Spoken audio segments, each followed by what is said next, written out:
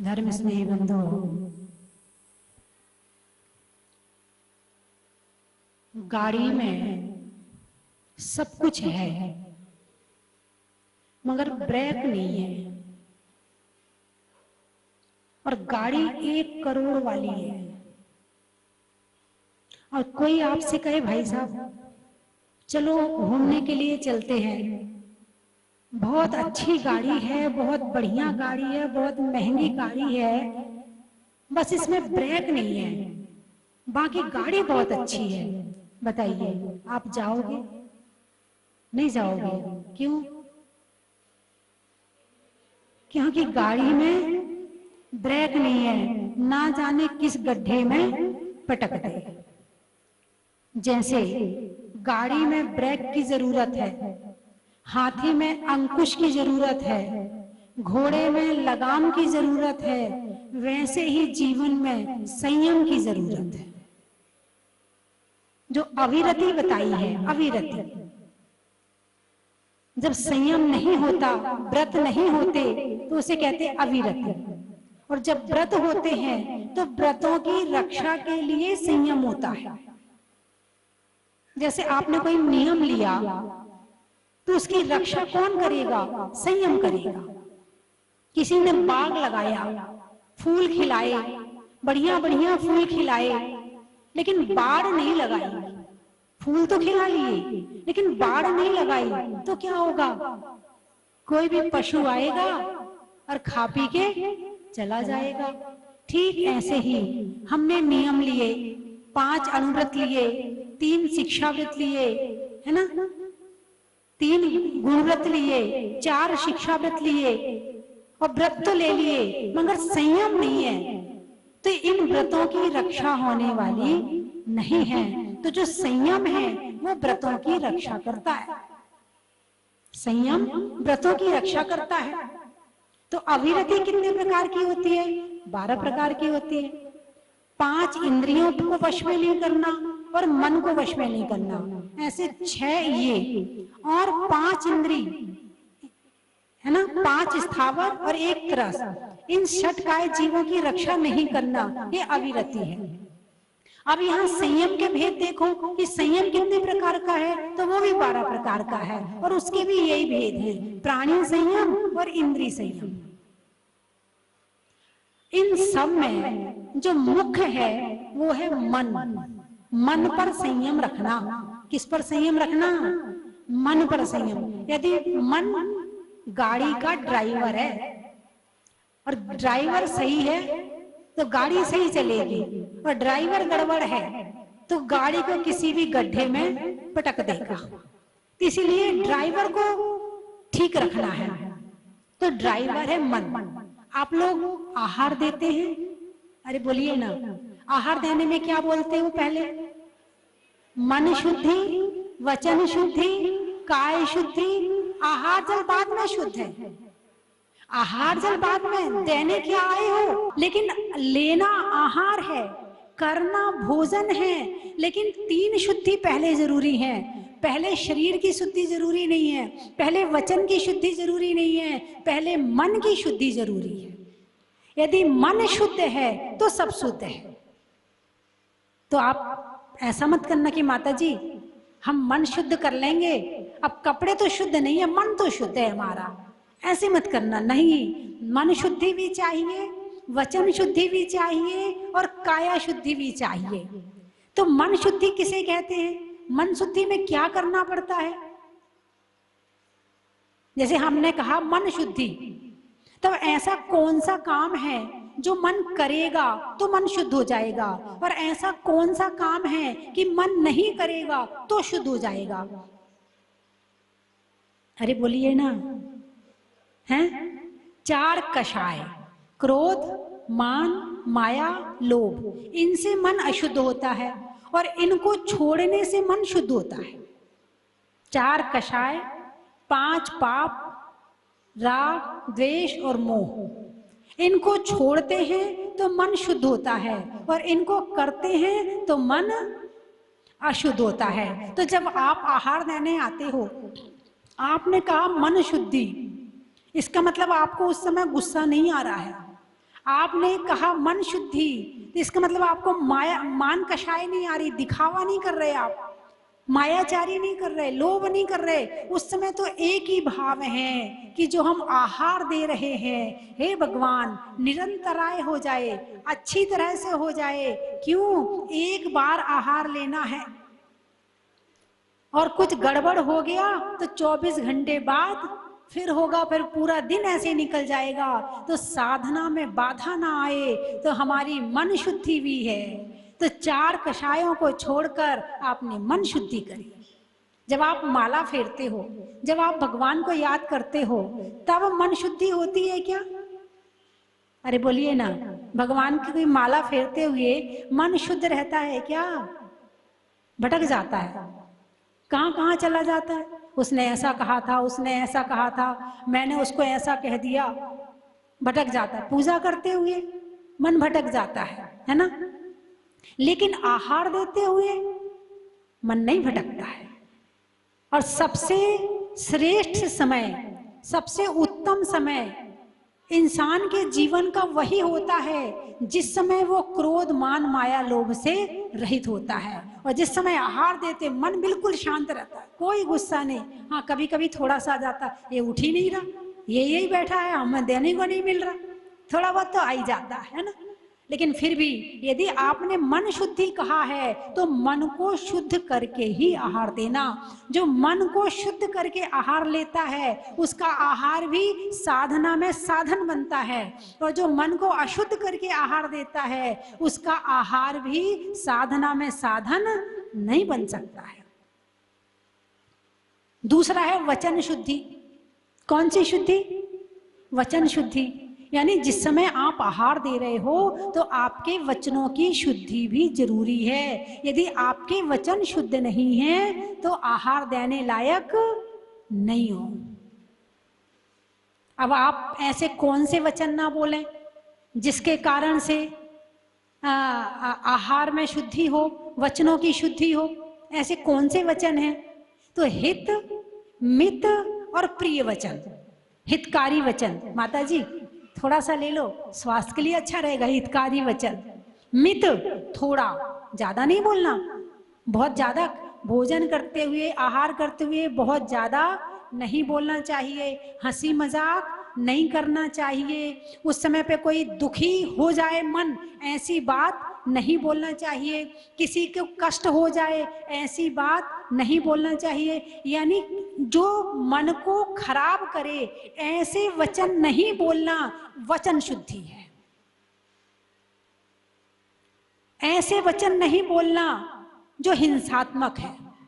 काट दो, आप लोग बोल देते ना, जरा फल काट के ले आओ, नहीं, ये काटना शब्द भी हिंसात्मक है। बिनार दो, क्या बोलते हैं? सवार दो, बिनार दो, बना दो, काट दो नहीं बोलते हैं, है ना? तो ऐसे शब्द भी नहीं बोलना, इसको कहते हैं वचन शुद्धि। और काय शुद्धि तो आप जानते हो, क्या जानते हो? हैं? जो वस्त्र आपने धोए हैं ऐसे जगह सुखाएं जहां पर कोई दूसरा उसे छुए ना। फिर गीले वस्त्र पहनकर उन वस्त्रों को उठाएं और फिर उन वस्त्रों को पहनकर किसी दूसरे को ना छुएं।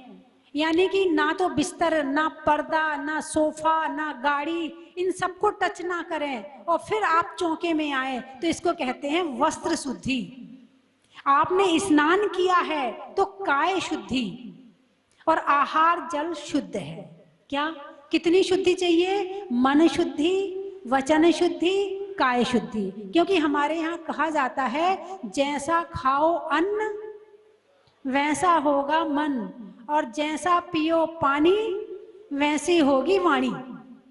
जैसा पानी पियोगे वैसी वाणी होगी, और जैसा भोजन करोगे वैसा मन होगा। इसीलिए भोजन शुद्धि अति आवश्यक है। यदि भोजन शुद्धि है तो मन शुद्धि है, और भोजन शुद्धि नहीं है तो मन शुद्धि भी होने वाली नहीं है। तो किसको शुद्ध करना है? अरे बोलिए ना, मन को। मन दिखता है क्या भाई? आंख दिखती है, आंख को वश में कर लो। इतने लोग बैठे हैं, गलत निगाह से किसी को नहीं देखना, आंख को वश में कर लिया, गलत बात नहीं सुनना, कान को वश में कर लिया। इतने लोग बैठे हैं, गलत मत बोलना, अच्छा नहीं लगेगा, गलत बोलोगे तो लोग क्या कहेंगे, मुंह को वश में कर लिया, है ना, शरीर को वश में कर लिया।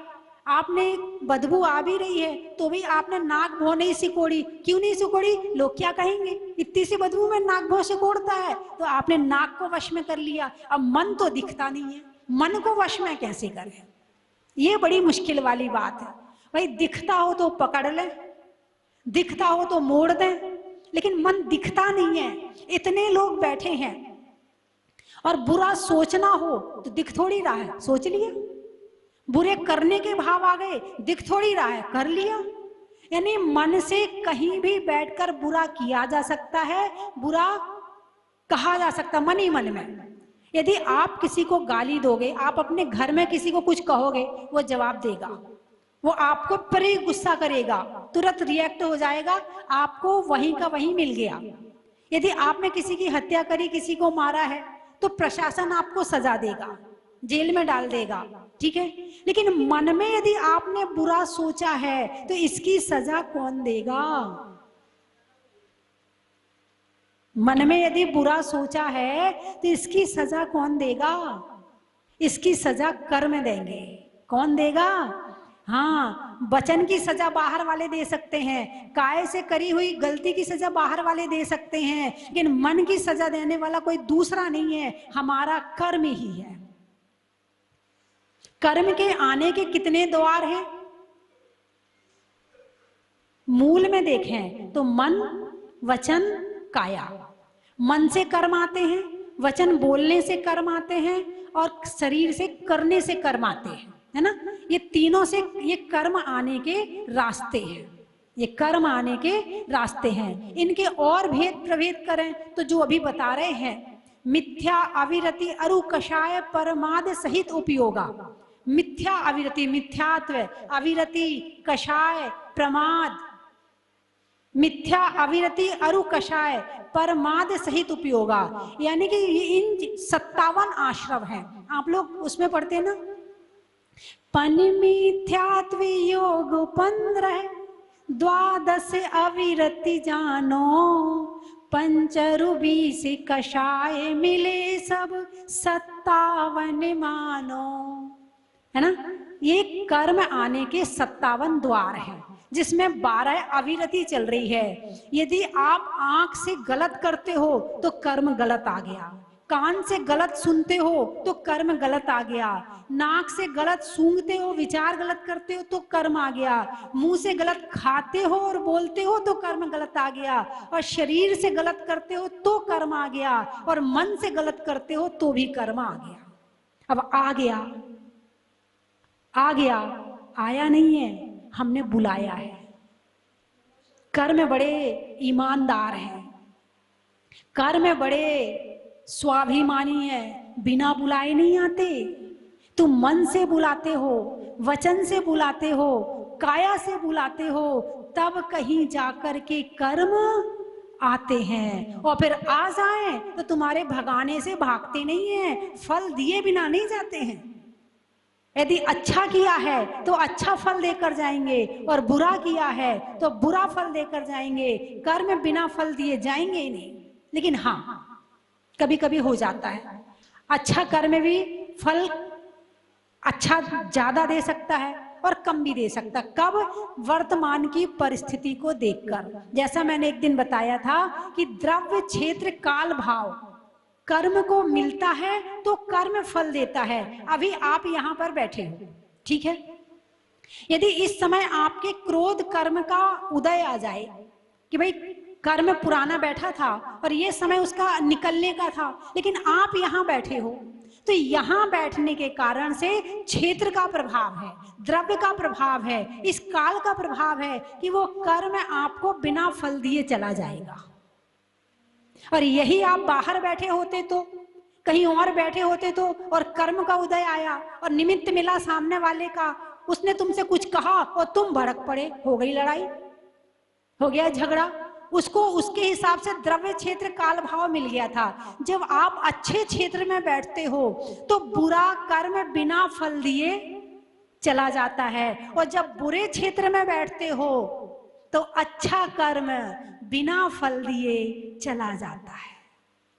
क्षेत्र का, संगति का बहुत प्रभाव है। यदि कोई व्यक्ति शराब की दुकान में खड़ा है और शराब नहीं पी रहा, बताइए आप उसे क्या समझोगे? केवल दुकान में खड़ा है, कुछ नहीं, पी नहीं रहा है, आप क्या कहोगे? जरूर शराब पीता होगा। क्यों? संगति का असर है। किसी मिट्टी तेल वाले की दुकान पर जाओ और मिट्टी तेल खरीदो ना खरीदो, बदबू तो मिल ही जाती है। और किसी इत्र वाले की दुकान पर जाओ और इत्र खरीदो ना खरीदो, खुशबू तो मिल ही जाती है। ये है संगति का असर। तो कर्म भी तुम्हारी संगति जैसी होती है, उसके हिसाब से वो भी फल देता है। यदि आप मंदिर में बैठकर पूजा कर रहे हैं, भक्ति कर रहे हैं, और उस समय यदि आपका कर्म आया, चला गया, उसने फल नहीं दिया, और यदि बुरी लड़ाई झगड़ा कर रहे हैं और शुभ कर्म का भी उदय आया, तो वो भी अशुभ रूप होके चला गया। तो यदि हमें अपने कर्म को ठीक करना है तो सबसे पहले मन को ठीक करना पड़ेगा। मन ठीक हो जाएगा तो सारा जीवन ठीक हो जाएगा, और मन ठीक नहीं है तो कुछ ठीक नहीं है। अभी चर्चा चल रही थी कि मन चंद्रमा का प्रतीक होता है। किसका? चंद्रमा का प्रतीक। ज्योतिष में देखें तो मन चंद्रमा का प्रतीक है। जिसका चंद्रमा अच्छा होता है उसका मन अच्छा होता है, और जिसका चंद्रमा खराब होता है वो दिन भर मन से परेशान घूमता रहता है। तो मैंने एक दिन और बताया था कि इस चंद्रमा को ठीक करने का इलाज क्या इलाज है, कहो तो आपको भी बता दूं? अरे बोलिए ना, बता देती। चावल कौन से कलर के होते हैं? सफेद। चंद्रमा कौन से कलर का होता है? सफेद। अब सफेद का इलाज सफेद से करना है। क्या? सफेद का इलाज सफेद से करना है। आप मंदिर आते हो तो भगवान के चरणों में क्या चढ़ाते हो? अरे बोलिए ना, चावल चढ़ाते हो। जो मंदिर में जाकर मुट्ठी में ले जाकर रोज भगवान के चरणों में चावल चढ़ाता है और शुद्ध मन से भगवान की आराधना उपासना करता है, उसका चंद्रमा अपने आप ठीक हो जाता है, उसका मन अपने आप ठीक हो जाता है। मन को ठीक करना है। किसको की ठीक करना है? मन को। और मन ठीक है तो आपको सही दिशा भी मिल जाएगी, आपकी दशा भी सुधर जाएगी, और सुधरेगी तो बाद में जहां हो, जैसे हो, जिस परिस्थिति में हो वहीं सुखी हो जाओगे।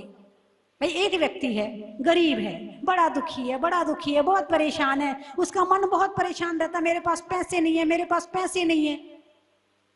परेशान है ना? है? किससे परेशान है? आंख से, नाक से, कान से, मुंह से। किससे परेशान है? मन से परेशान है।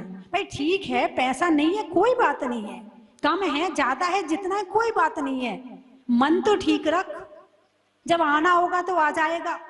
पैसा हमारे हाथ की बात तो है नहीं, पैसे हमारे भाग्य में होगा तो दौड़ के आ जाएगा, भाग के आ जाएगा।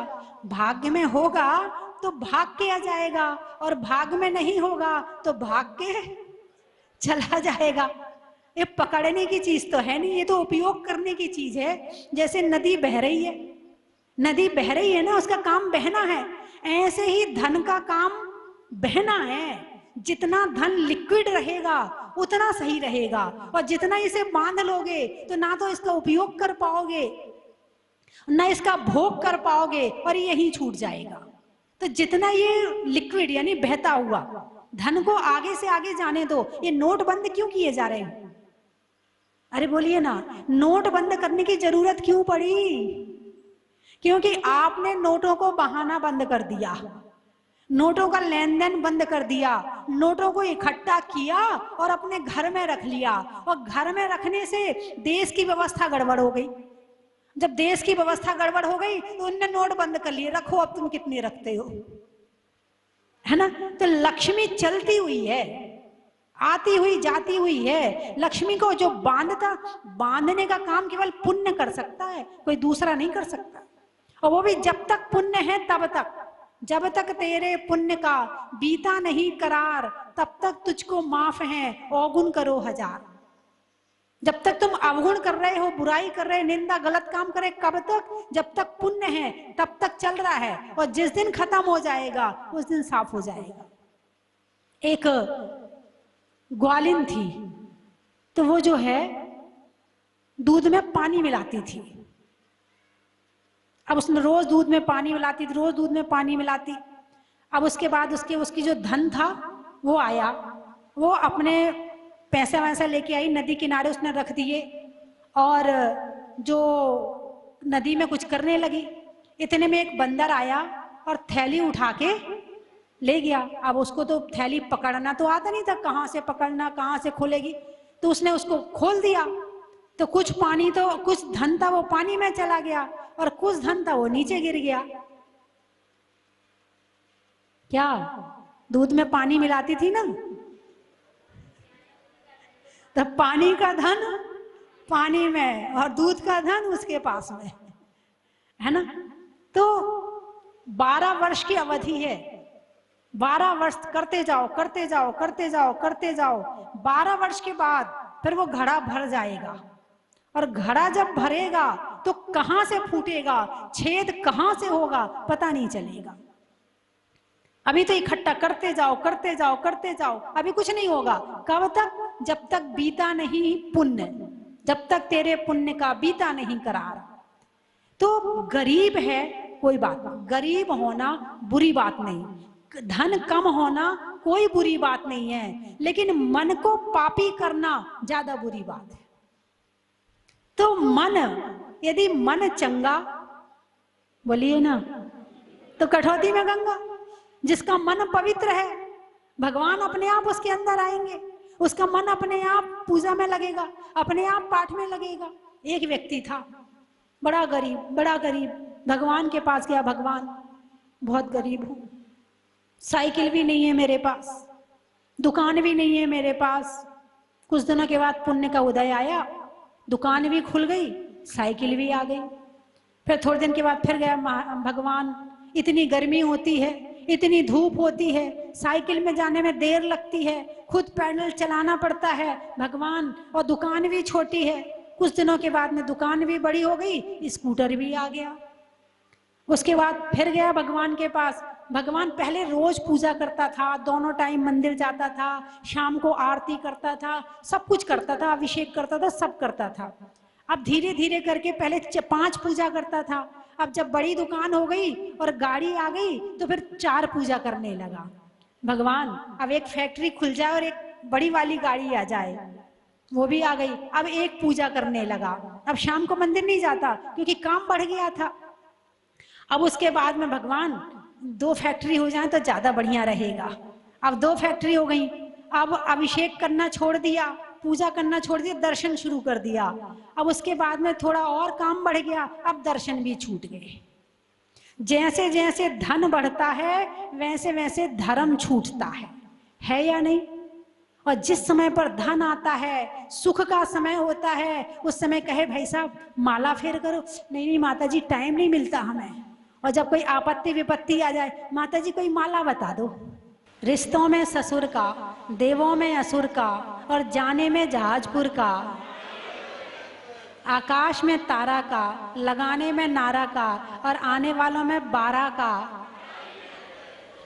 बड़ौदिया, दिवाली में दिया का, सावन में बिया का, और आने वालों में बड़ौदिया का। गुना, अनाज में चना का, गर्मी में पना का, और आने वालों में गुना का। बामोर कला, करने में भला का, बाल्टी के तला का, और आने वालों में बामोर कला का।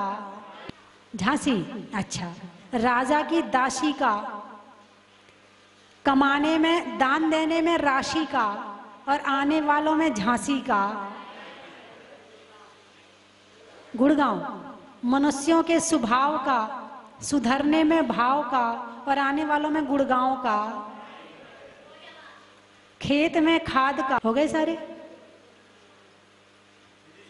विदिशा, सोने के लिए निशा का, मिलने में अच्छी दिशा का और आने वालों में विदिशा का, अनाज में चने का, पेड़ में तने का और 5 मिनट और बैठने का।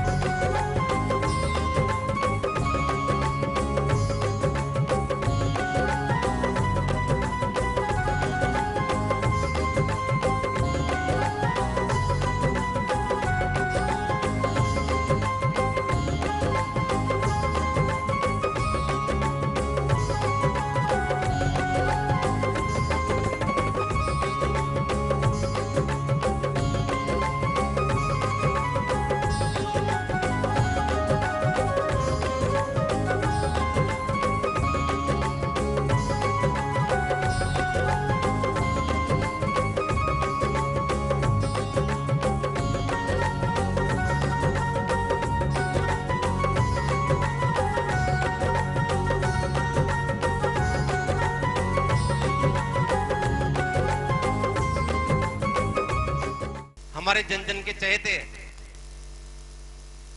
भाई धीरज जी जो मुख्य अतिथि के रूप में हमारे पास विराजमान है। मैं कह रहा हूं वो मुख्य अतिथि नहीं है, वो तो हमारे घर के सदस्य हैं। धीरज जी जब से स्वस्ति धाम बना है, जब से उनका पूरा सहयोग स्वस्ति धाम पे रहता है और हमेशा तैयार रहते हैं हर काम के लिए।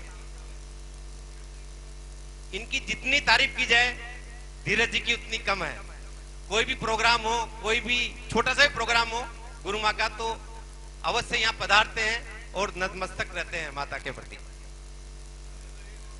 इसी के साथ आज हमारे भीलवाड़ा के प्रथम नागरिक जिलाधीश महोदय, जो आप सबको पता होगा कि दिगंबर जैन है। देखिए कितना गर्व की बात है कि हमारे दिगंबर जैन बहुत कम बड़ी पोस्ट पे होते हैं, लेकिन आज आशीष जी मोदी जो झारखंड, आपने सबने सुना हो, झारखंड जहां अपने सबसे बड़ा शिखर जी तीर्थ क्षेत्र वहां के निवास करते हैं, गिरडी में। हाँ, शिखर जी के पास ही है गिरडी में। स्वस्ति धाम कमेटी की तरफ से उनका तहे दिल से हार्दिक अभिनंदन करता हूं, आभार करता हूं। ये जो आज चंबल योजना का पानी यहां तक आया, मैं कह रहा हूं कि कहते हैं ना, एक बूंद भी किसी को पानी पिलाते हैं तो कितना पुण्य लगता है। आपने पूरी लाइन बिछा के स्वस्ति धाम में जो जल दिया है उसके लिए बहुत बहुत आभार व्यक्त करता हूं।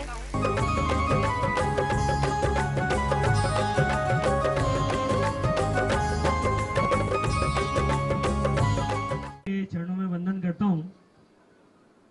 आदरणीय धीरज जी, मेरी साथी अधिकारी मंजू जी जो अभी ओएसडी शाहपुरा लगी हुई हैं, और यहाँ पर सभा में उपस्थित मेरे साथी अधिकारी एसडीएम साहब, तहसीलदार जी, कमेटी के सारे मेंबर्स, यहाँ उपस्थित माताएं बहनें, जहाजपुर के अन्य गणमान्य प्रतिष्ठित नागरिकगण, मीडिया के साथियों, सबसे पहले तो मैं धन्यवाद देना चाहता हूँ यहाँ जो उद्बोधक थे उनका कि उन्होंने सारा समय ले लिया, तो हम ज़्यादा बोल नहीं पाएंगे। ठीक है, जब आपको देना ही था ज्ञापन तो उसके बाद उसको पढ़ करके बताने की ज़्यादा ज़रूरत नहीं थी, लेकिन फिर भी एक लॉजिकल तरीके से मैं आपको बता सकता हूँ कि आपकी जो डिमांड्स हैं वो 3 स्तर पर पूरी हो सकती हैं। जो लोकल स्तर पर पूरी होनी है उसके लिए एसडीएम साहब जो स्थानीय स्तर पर पूरी होनी है वो कार्रवाई कर लेंगे।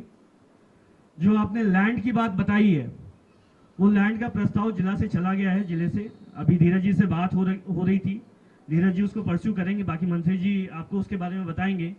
और बाकी जो भी आपने डिमांड्स दी है उसको देखिए, एक प्रोसेस होता है, एक तरीके से उसको कार्रवाई में लेकर के आना पड़ेगा, तो मैं अभी कोई कमिट नहीं कर पाऊंगा, लेकिन फिर भी अच्छा मैं आप लोगों की तरफ से धीरज जी को धन्यवाद देना चाहूंगा। शायद आप लोगों को इसका बैकग्राउंड नहीं पता, लेकिन ये जो पानी की पाइपलाइन आई है इसमें इन्होंने बहुत ही प्रयास किया है। 3 लोगों का मैं विशेष धन्यवाद देना चाहूंगा, एक धीरज जी का और बाकी 2 लोग यहाँ पर खड़े हैं, जय कोठारी जी और महावीर जी। ये नियमित रूप से इसको फॉलो करते रहते थे और आप लोगों ने आई एम श्योर आगे भी परस्यू किया। रांगा साहब का भी मैसेज आया था, उन्होंने भी इसको बहुत अच्छे से परस्यू करके करवाया है। निश्चित रूप से मैं हर बार ये बात कहता हूं कि मैंने स्वस्तिभूषण माता जी के अंदर अपनी माँ का स्वरूप ही देखा है और जिस तरह की वो ममतामयी माँ है, जिस तरह का उनका स्नेह है और जिस तरह से इस क्षेत्र के अंदर किसी संत के पांव रखने के बाद में जंगल में भी मंगल हो सकता है, इसका सबसे बड़ा उदाहरण हमारा ये धाम स्वस्तिभूषण धाम जो बनकर तैयार हुआ है। और मैं हरदम कहता हूं कि अगर स्वस्तिभूषण माता जी नहीं होती, क्योंकि उनके व्यक्तिगत जो श्रद्धा रखने वाले लोग हैं, चाहे वो हिंदुस्तान के किसी भी कोने में हो, जब जब माता जी ने उनको आदेश दिया, निर्देशित किया, हर व्यक्ति ने अपने तन मन धन से यहाँ पर सहयोग करके एक ऐसा धाम यहाँ पर खड़ा किया है जो न केवल राजस्थान बल्कि हिंदुस्तान बल्कि पूरे विश्व के अंदर अपनी एक ऐसी अमिट छाप छोड़ेगा जिस छाप को दुनिया आने वाले समय पर याद रखेगी। और मैं हमारे जहाजपुर के कमेटी के सभी साथियों को धन्यवाद देना चाहता हूं कि आप अपने घर परिवार से ज्यादा यहाँ पर समय देके यहाँ की व्यवस्थाओं को संचालन करने के लिए पूरे मनोयोग से यहाँ पर काम करते हैं। उसी का परिणाम है कि इतना भव्य जो हमारा परिसर है, यहाँ पर देखने के लिए भी जमीन पे पड़ी हुई एक फूल पत्ती या कचरा हमारे को नहीं मिल सकता है। अभिषेक एवं शांति धारा आदिका माता जी के सानिध्य में बहुत ही आनंद और शांतिपूर्ण तरीके से आज हम सब लोग सीकर निवासी और दिल्ली प्रवासी और सूरत प्रवासी आकर हमने आज शांति धारा का लाभ प्राप्त किया। हमको बहुत आनंद आया। हम सब मुनीश्वरनाथ भगवान के दर्शन करने के लिए प्रथम बार हम लोग यहाँ आए और यहाँ की अच्छी व्यवस्था और सुचारू सुव्यवस्था के लिए सभी कमेटी को, सभी जनों को बहुत बहुत धन्यवाद। वंदामी माता जी।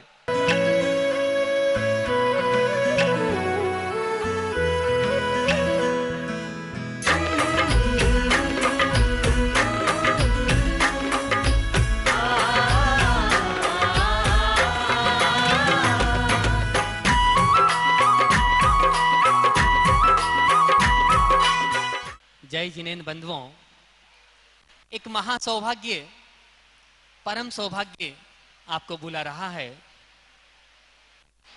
चैतन्य चमत्कारी भूगर्भ से प्रकटित अतिशयकारी 1008 मुनीश्वरनाथ भगवान के पावन चरणों में भक्ति करने का सुनहरा मौका हम सबको मिला है। आने वाली 30 जुलाई से 31 अगस्त 2023 तक 40 दिन महाअनुष्ठान अतिशय मुनीश्वर भगवान के पावन चरणों में होने जा रहा है। आप भी यहां आकर के अपनी ओर से, अपनों की ओर से एक दिन का 40 कर सकते हैं या करवा सकते हैं।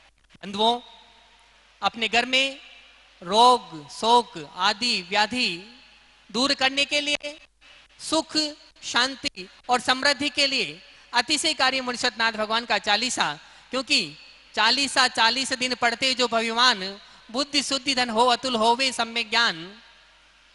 मैं तो चाहता हूं आप यहां आकर एक दिन का चालीसा करें, 40 बार चालीसा का पाठ करें। यदि आप नहीं आ सकते हैं तो भी आपकी ओर से यहां पर चालीसा का पाठ होगा।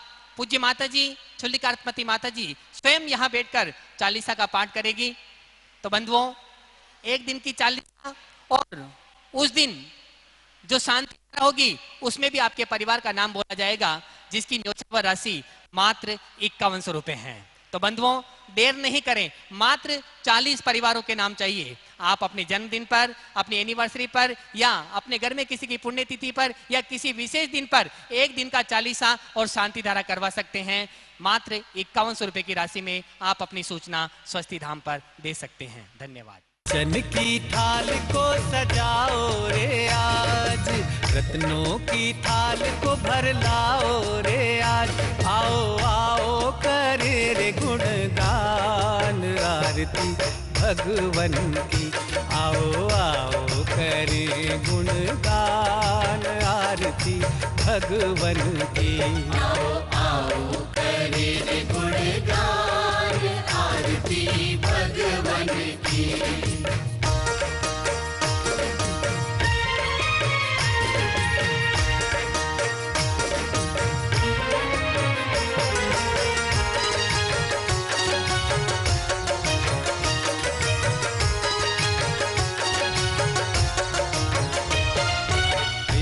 सुमित्र के राज दुलारे, माँ पद्मा जी के नैनों के तार।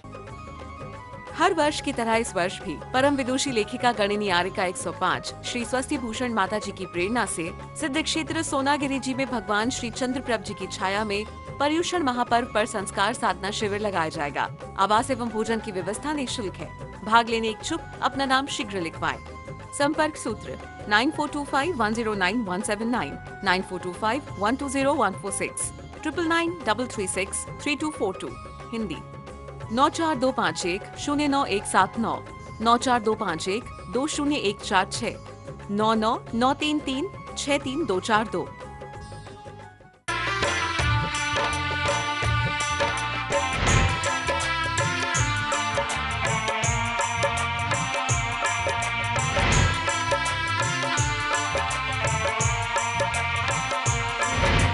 चलो रे चलो रे चलो चलो रे चलो रे चलो चलो जहाजपुर।